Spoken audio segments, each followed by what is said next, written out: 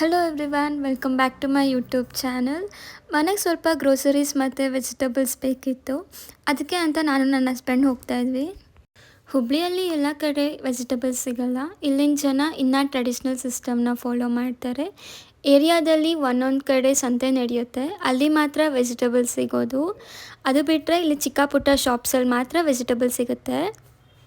ಇದೆರಡು 20 ರೂಪಾಯಿ ಒಂದಾ?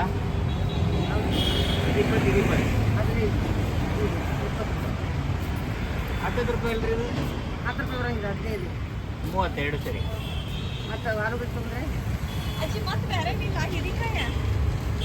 ಇಲ್ಲ, ಎಷ್ಟಾಯ್ತು? 130 ಆಯ್ತು. 130. ವಾರ ಬಿಟ್ಟು ಇದು ಶುಂಠಿ 20, 150. ಮತ್ತೇನು ತೊಗೊಂಡಮ್ಮ? ಮೆಣಸಿನ್ಕಾಯಿ ಅದು 25. 175 ಅಷ್ಟಲ್ಲ. ನಾವು ಯೂಶ್ವಲಿ ಗ್ರೋಸರೀಸ್ ಎಲ್ಲ ಮೋರಲ್ಲೇ ಶಾಪ್ ಮಾಡೋದು.